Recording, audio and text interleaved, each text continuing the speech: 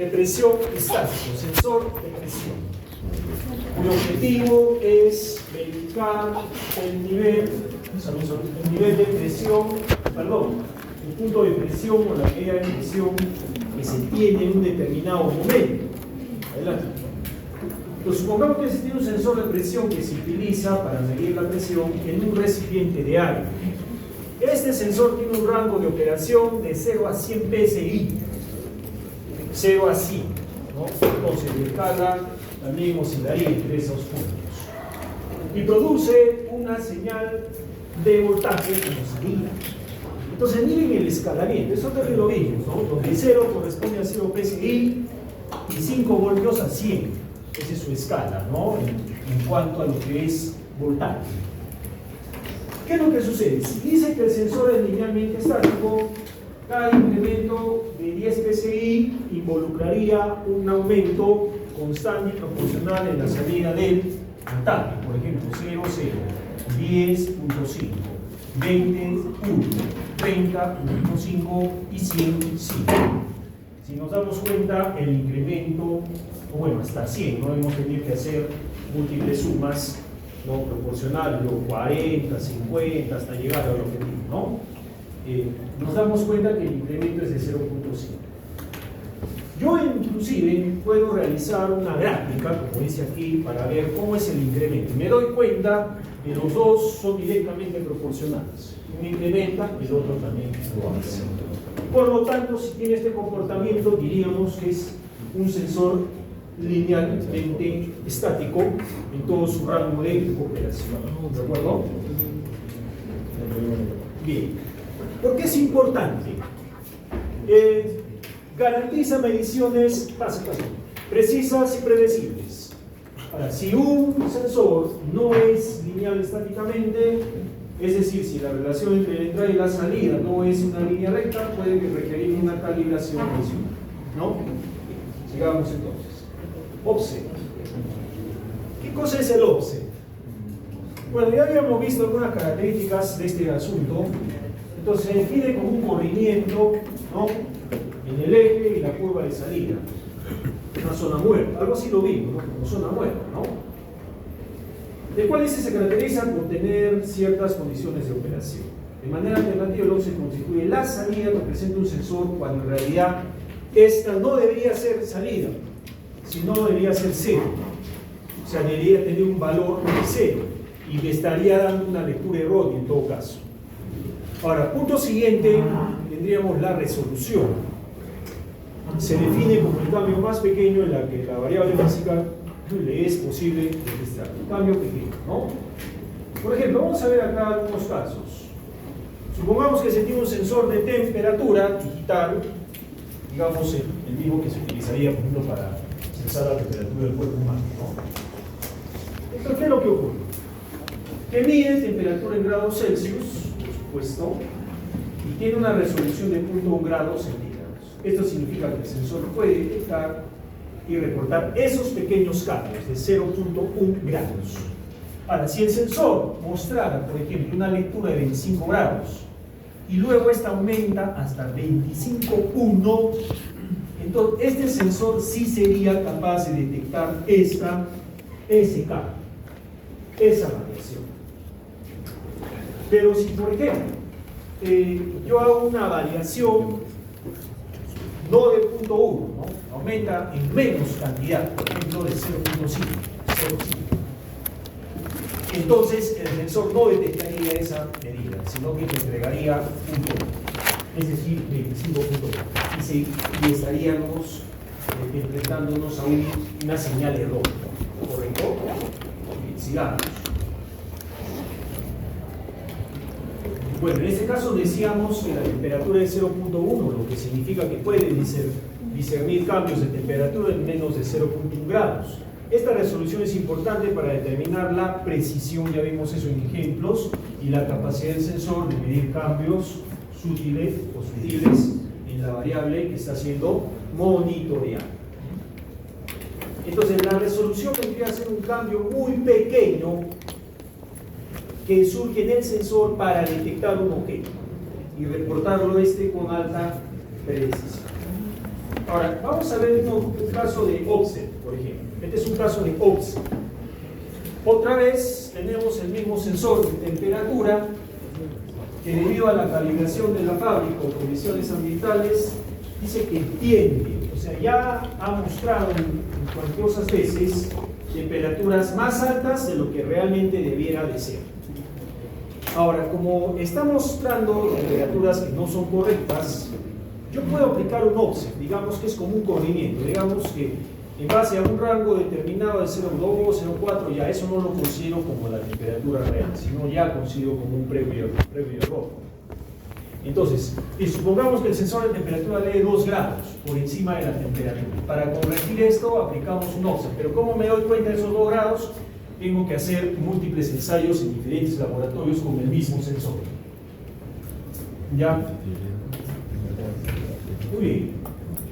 En toda la lectura. Entonces, si el sensor muestra una lectura de 25, después de aplicar el offset, esto se corrige a 23, como está acá. Acá lo corrigió, la temperatura medida con el offset, tengo este ejemplo de menos 2 grados Celsius, se resta todas las lecturas del sensor para obtener lecturas más precisas y ajustadas a la temperatura. ¿Dónde es común esta característica del offset? Calibración y ajuste de sensores para garantizar mediciones precisas y eliminar errores que son sistemáticos. Y sistemático significa que se van repitiendo permanentemente en el desarrollo de los exámenes, o sea, permanentemente. ¿Ya? Muy bien. ¿Qué cosa es un error estático? ¿Qué cosa es un error estático? Cuando yo tembolice la variable física y el ascenso, siempre existe la posibilidad de cometer un error en la medición, ¿no? Entonces, ¿en qué se debe estos errores? A problemas en las lecturas. El grado del error cometido depende del tipo de escala con la que se representen los datos. Aunque el error es menor entre más lineal sea la gráfica, más lineal, me estoy acercando al punto de cero. A ver, vamos a ver otro ejemplo, así como lo vemos. Ejemplo, se tiene una báscula digital, es una pesa, supongamos que esta báscula tiene un error estático, una balanza, ¿no? Entonces, esto significa que si tiene un error estático, sin importar el peso o el real peso que tengas, esta va a mostrar, por ejemplo, dice un error o un valor mayor al que debe de ser. Algo así como el offset, pero esto se consigue o se concibe como el error, ¿no? Entonces, si por ejemplo pesamos con error estático, el peso ya no sería de 70, sino daría 72, o sea, más. ¿Ya? Lo que significa que la báscula siempre sobreestima el peso real en 2 kilogramos, sin importar cuál sea el peso real. Es constante y no cambia con diferentes medidas. ¿Ya? Muy bien. ¿A qué se debe este tipo de error? Uno de los puntos importantes es, como dice aquí, la calibración. Pero la calibración que no es correcta, ¿no? O sea, la que es incorrecta. 2, el desgaste, ¿de acuerdo? De acuerdo al sensor con el tiempo o las condiciones ambientales. ¿Dónde está la lista, muchachos? ¿Cuál pasa posterior? Espérame un ratito. Papelillo, compañero. Sí. Ya, temprano, compañero. Ya, resulta. Ya, entonces usted. Mira, puede pasar.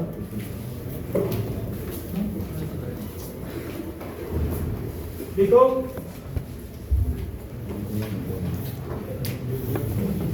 Sí, entonces es importante, dicen, las aplicaciones de medición, ya que puede afectar la precisión de las mediciones, en algunos casos requerir la aplicación. Bien, amigos, este ejercicio lo vamos a practicar en la siguiente sesión. Vayan repasando, por favor. Vamos a hacer una etapa en la que vamos a hacer cálculos con dispositivos que se vieron en electrónica digital o electrónica análoga, ¿no? Ahora, ¿por qué vamos a hacer este tipo de casos? Y podemos recordar, acá vamos a dar una lectura rápida, ¿no? Es un amplificador operacional, es la configuración básica, pero es de un ¿Inversor o no inversor? No, es un no porque está ingresando por esta entrada, ¿cierto? Por eso dice aquí, ¿no? No inversor implica conectar el terminal no inversor, o sea, el dispositivo que uno invierte, ¿no?, a la entrada de la señal y el terminal inversor a la tierra. ¿De acuerdo? ¿Listo? Ya. ¿Qué más vamos a recordar? A ver, un poco para plasmarnos, ¿no?, de lo que sería este ejercicio. Es un circuito amplificador, dice que utiliza un amplificador OP-AMP para producir una señal de salida amplificada. Esto hemos visto, esas son las configuraciones internas de un sensor convencional. ¿Se recuerdan que en práctica yo hacía, por ejemplo, la lectura, la exposición de cómo era un sensor internamente, tenía un amplificador, ¿no es cierto?, un demodulador, etcétera? Ahí está. Una de las características es esta, ¿no? Muchos se utilizan en instrumentación industrial. ¿Ya? Que produce una señal de salida amplificada, que es una versión no invertida de la señal de entrada. ¿De acuerdo? Eso siempre es para nosotros una amplificador. En otras palabras, la polaridad de la señal de entrada se mantiene en la salida, o sea, no va a variar, pero se amplifica. Ahora, otro de los asuntos que queremos ver es la ganancia. Entonces, la ganancia, ¿no?, del amplificador operacional inversor está determinada por la relación entre sus resistencias. Entonces, ¿cómo se calcula? Utilizando esta relación, ¿no? En este caso tengo solamente dos resistencias y la ganancia sería 1 más ese factor de relación entre la 2 y la 1, la primera resistencia. ¿Ya? Ahora, ¿qué vamos a ver? Algunos otros alcances, ¿no? Componentes electrónicos que son ampliamente utilizados en una variedad de aplicaciones, incluidos los sistemas de sensores. Su versatilidad y capacidad para amplificar señales débiles o modificar señales de entrada lo hacen útiles en diferentes aplicaciones de sensores. A ver, ¿en qué parte, por ejemplo, el alumno se pregunta, ¿qué parte hace posible, perdón, hay un error ahí la parte de lo que es la aplicación de los OP-AMPs, de los amplificadores operacionales en los sensores? Punto 1, amplificación de señales, ¿no es cierto? Por supuesto, los amplificadores operacionales se utilizan para amplificar las señales débiles generadas por muchos tipos de sensores, como los de temperatura, luz, sensores de presión y otros. Esto es especialmente útil cuando se necesita una mayor sensibilidad. Punto número 2, condicionamiento de señales. ¿Qué dice? Se emplean para acondicionamiento, ¿no?, de señales sensores ante su procesamiento. Esto puede incluir la amplificación, filtrado, rectificación y poco vamos a ver esas condiciones. Luego se puede usar como filtro activo, implementación de filtros activos como filtros pasaaltos, pasabajos, pasabandas y rechazabandas. Todo eso de los pasabandas, pasabajos está por aquí. Ya, se lo dejo porque eso me parece ya haberlo visto, bueno, es un asunto. El diseño electrónico. Bien. 2. Conversión de señales. Se puede utilizar para convertir señales en un tipo. Por ejemplo, puede usarse para convertir una señal de resistencia variable, ¿ya?, de un sensor, por ejemplo, de temperatura, una señal de voltaje que puede ser fácilmente interpretada, ¿no? Y finalmente tenemos, bueno, en esta diapositiva, un amplificador diferencial. Se utilizan en aplicaciones de amplificadores diferenciales donde se amplifican las diferencias entre dos señales de entrada. Esto es útil en sensores puente, como los utilizados en medidores de presión y células de cable. ¿Ya? Bien. ¿Qué más? Ya estamos haciendo esta previa teoría para que después resolvamos de frente este ejercicio, ¿no? Estamos recordando aplicaciones de los OP-AMPs. Y finalmente estos 3 puntos, que es 1, aislamiento de señales, pueden emplearse en circuitos de aislamiento para proteger sistemas sensibles de ruido eléctrico. Eso lo hemos visto en sensores también, ¿no? o para garantizar las señales de los sensores que no interfieren entre sí. Comparadores, también es otro de los puntos. Determina si una señal sensor cumple con ciertas condiciones umbrales. Esto es común en aplicaciones de SOI y generadores de referencias. Pueden usarse para generar señales de referencias que son necesarias para la navegación, ¿no? Es como un patrón, una señal de referencia o normalización. Bueno. Ok, vamos a pasar entonces. Este tema de la entrada y la salida ya lo habíamos visto como gráfica. Recuerden, estamos en una breve alcance. Nosotros queremos que sea así, ¿no? Vimos un ejercicio, me parece, el último día, jueves, al respecto, ¿no? Esta es una curva no lineal. Normalmente mi sensor se comporta así, es no lineal muchas veces. Creo que en una experiencia de laboratorio habíamos visto esto. Entonces, pero ahí, por ejemplo, podríamos complementar, si es que yo, por ejemplo, te hubiera pedido, a ver, linealiza la curva, ¿no? Entonces, ¿qué es lo que nosotros, por ejemplo, debemos de identificar en una curva de comportamiento de un sensor? La forma y los límites, ¿no? La forma y límites. Entonces, en base a eso, ¿qué parámetros yo puedo consignar? Uno, el rango o campo de medida, ¿no? Todo este, por ejemplo, en la gráfica vendría a ser el campo de medida, desde el límite inferior hasta el límite superior, ¿no? Esta es una medida, esta es otra medida. Ahora, este es el comportamiento ya linealizado, ¿no? Entonces, ¿qué cosa es esto? Conjunto de valores comprendidos entre los límites superior e inferior, entre los cuales se pueden efectuar medidas. Por ejemplo, un termómetro para medir de menos 20 a 60, el campo de menos 20 a 60 sería todo ese campo de medida. Entonces, eso se expresa acá. Este es el campo de medida. Muy bien. ¿Qué más? ¿Qué otros parámetros? Ya habíamos visto estos parámetros, ¿no? El alcance, fondo de escala, ¿no? La diferencia entre el límite superior e inferior, la salida de fondo de escala. Eso me parece que también está acá en la gráfica, acá. Es el manejo con el eje vertical. Es la diferencia entre las salidas para los extremos, ¿no? Del campo de medida. La no linealidad que acabamos de anunciar es la máxima desviación de la curva de calibración con respecto a la línea recta. Se puede expresar en porcentaje. Esa no linealidad está expresada mejor acá. Hicimos el jueves, ¿no? Si recuerdan que resolvimos un caso y la ecuación no lineal, de no linealidad, que vendría a ser una x, le hemos puesto una variable x, sería igual a esta desviación máxima sobre la diferencia entre los límites superior e inferior. Luego hicimos un proceso comparativo. Eso se llama justo, ¿no? Porque lo que en realidad te trae el sensor es esta curva y tú tienes que ajustar a una linealizada en color rojo. Eso es lo que queremos. Por ejemplo, vamos a hacer esto, a ver, típicamente en un potenciómetro. Entonces hablamos también que en muchos casos, por ejemplo, eso también lo habíamos visto, la zona muerta, ¿no? No hay un punto de detección, ¿no? No hace variar la salida. O sea, un campo de valores de entrada que no hace variar y provoca una región de la curva de calibración con sensibilidad. Por ejemplo, este es un potenciómetro que precisamente nos da a entender este comportamiento, ¿no?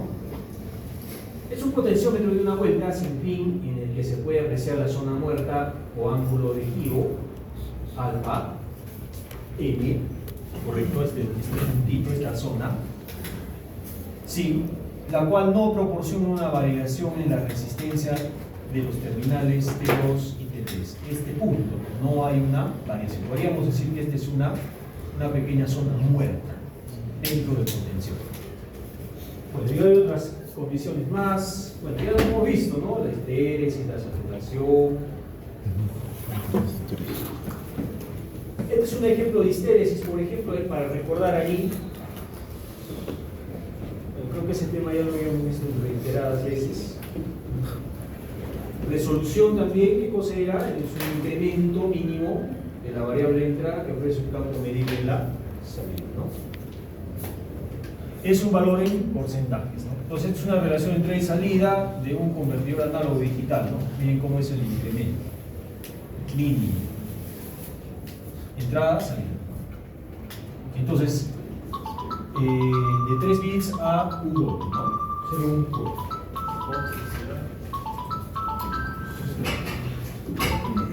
No lo pueden, por favor, compañeros.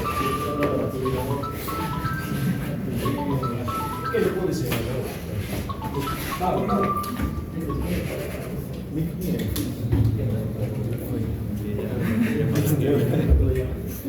La lista, préstenme amigos. ¿Estás dormido?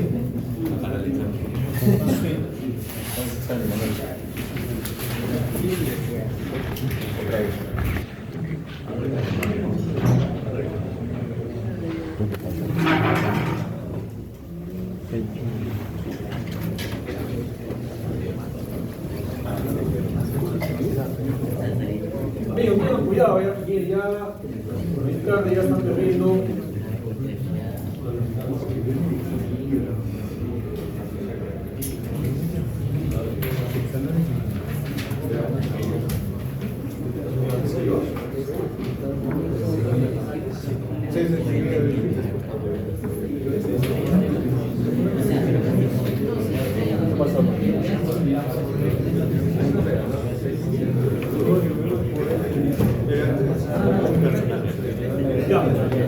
A ver,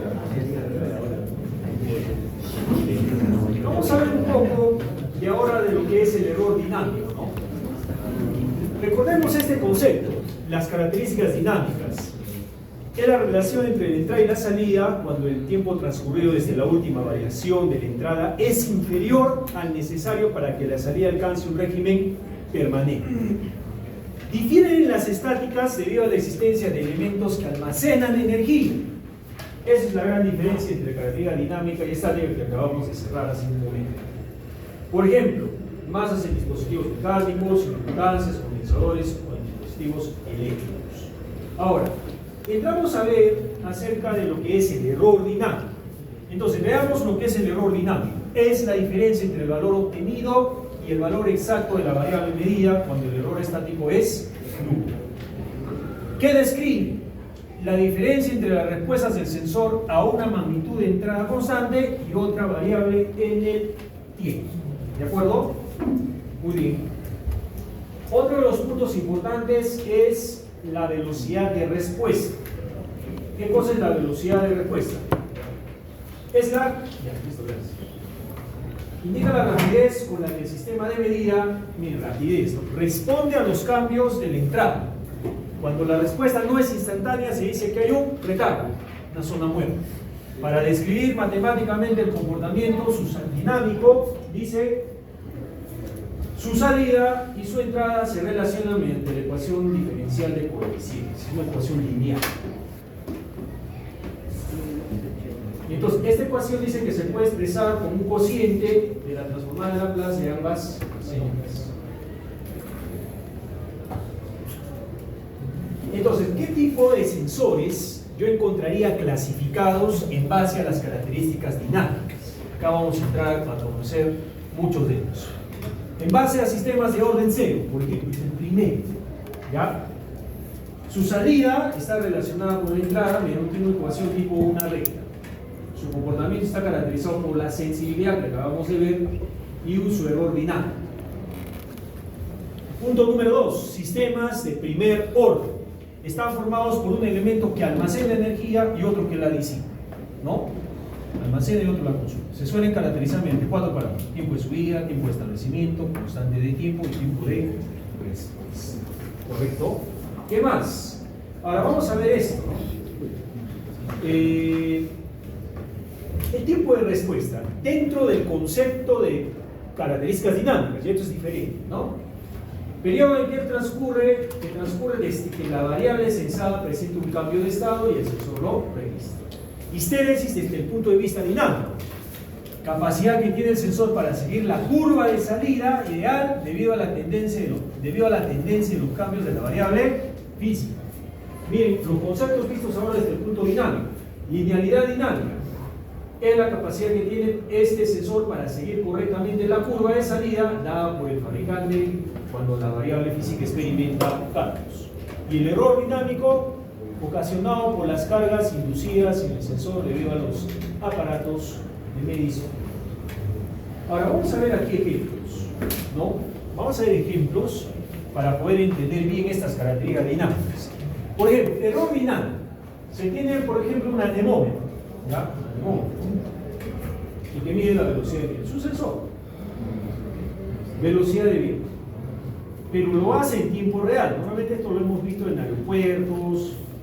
Las mangas también hacen lo mismo. Esas mangas de colores, medias naranjas, color naranja o fluorescente, eléctrico, las que encontramos normalmente en las pistas de vuelo.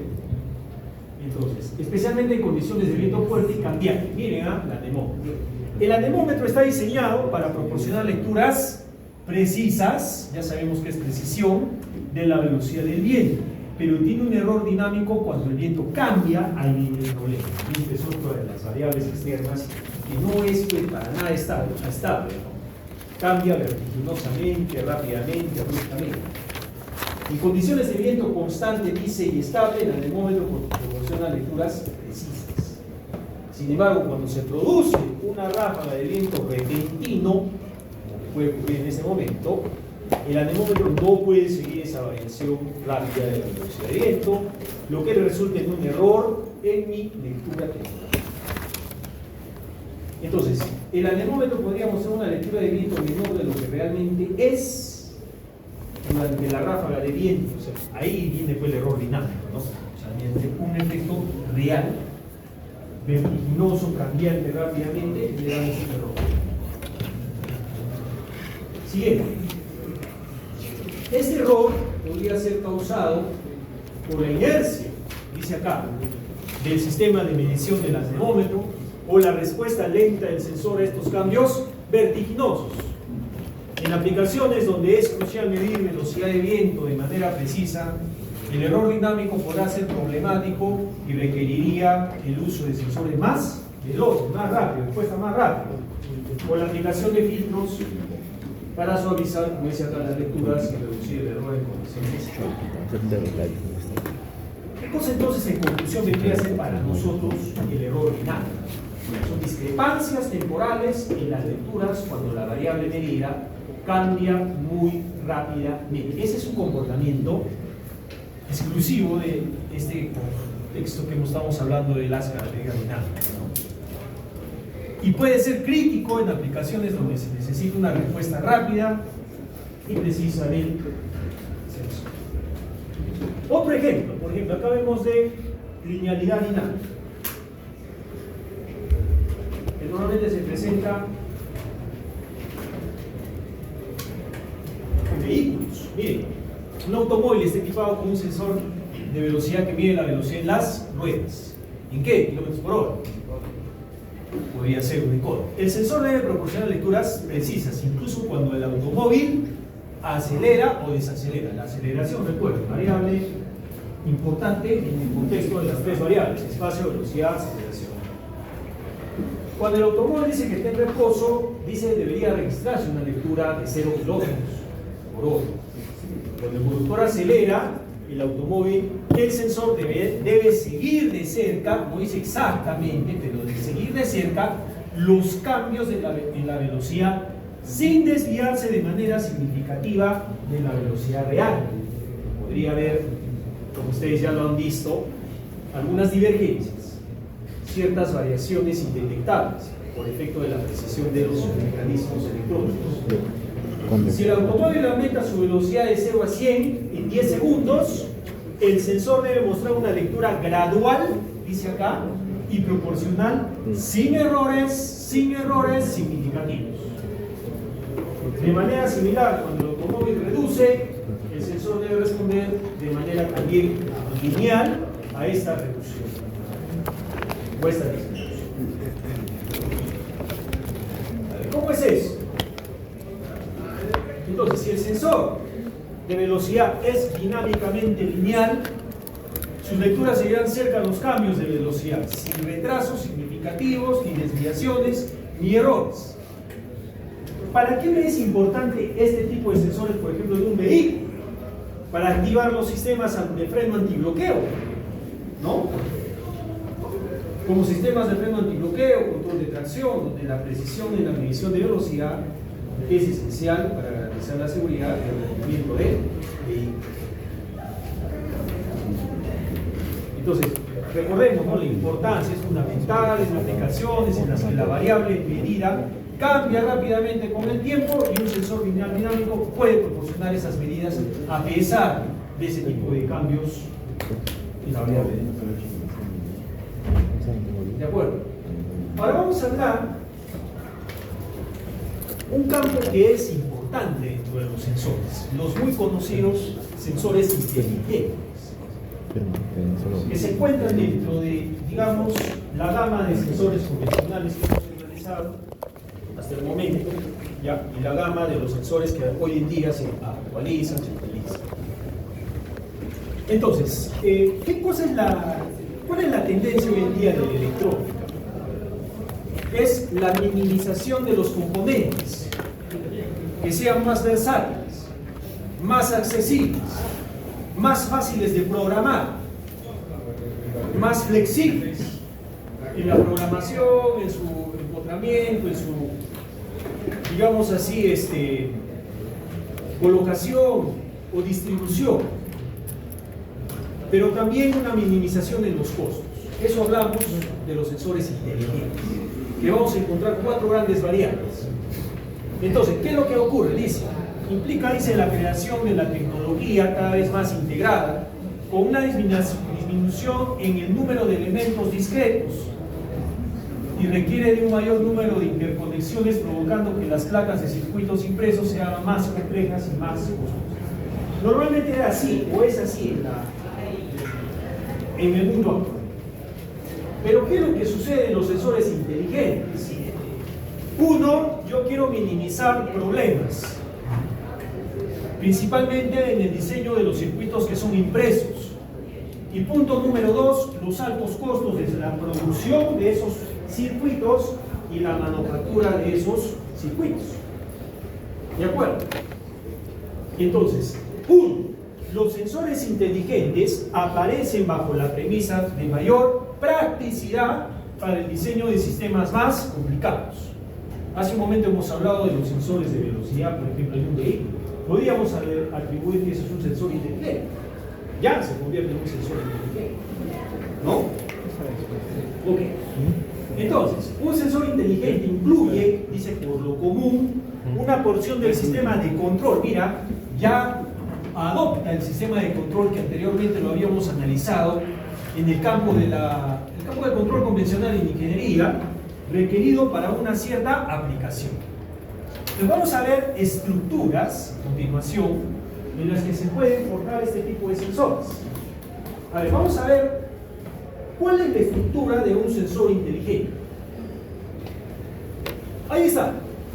Embebido encontramos hasta 5 elementos, ¿no? Elemento sensor, el acondicionador de señal, el convertidor, la memoria. Correcto. Todo esto involucra la estructura de un sensor inteligente. Y aquí, obviamente, el dispositivo programable, que puede ser un USB, un Arduino, un PC, una computadora. ¿Ya? Pero esta es una arquitectura en general. Ahora vamos a ver lo que ocurre en sus variantes. Entonces, no todos los sensores inteligentes poseen un dispositivo programado. Valga esa aclaración. Entonces, base a eso, ¿cómo se realizan las escalas de integración de este tipo de sensores inteligentes? ¿Cuáles son las configuraciones? Entonces, eso depende mucho del modo de integración. Ahora, vamos a hablar de estos modos. El primer modo tiene una escala de integración baja, ya que los dispositivos discretos se incorporan en un mismo circuito impreso y el usuario final tiene acceso a este tipo de sensores en forma de tarjetas acondicionadas. Vamos a recordar un poco acerca del componente discreto. ¿Qué cosa es un componente discreto? Dice así la definición. Es un componente electrónico con solo un componente eléctrico o pasivo. Ese es un componente discreto. ¿De acuerdo? Puede ser una resistencia, un condensador, o activo, dice. Pasivo o activo, transistor o algo así, en vez de un circuito integrado. Esa es la definición de un dispositivo. O bien está conectado, ¿no es cierto?, con un componente pasivo o un componente discreto.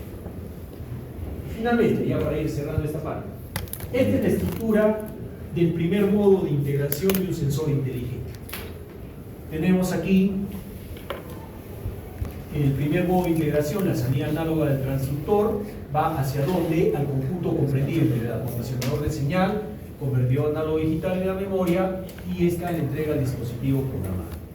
Esta para nosotros sería la primera configuración. ¿Ha integrado qué puntos? Solo dos: el acondicionador de señal, el convertidor análogo digital y la memoria. ¿Ya? Todavía el dispositivo programable es externo, ¿no? Pero ya, así en esta arquitectura ya podemos hablar que es un sensor inteligente. Ahora vamos a ver el segundo, con esto acabamos.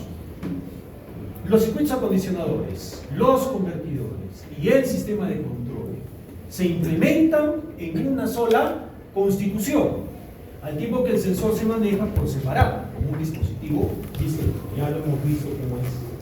Y concluimos entonces esta presentación mostrándoles cómo sería la configuración segunda de un sensor inteligente. O sea, es la señal análoga que viene del transductor. Ya saben que el transductor es el elemento más grande, es el que recibe la señal física. El ejemplo claro que hicimos en primera fase fue el del micrófono, o el de un horno, por ejemplo, una termocupla, ¿ya? Pero miren, ahora se acondicionan tres componentes, y los últimos dos embebidos en uno solo: acondicionador de señal, convertidor análogo digital, en conjunto con la memoria, y el dispositivo programable. ¿Listo, amigos? Ya estamos entrando entonces a esta parte en la que vamos a analizar algún tipo de sensores más especiales, ¿no? ¿Sí? Terminado la clase, mi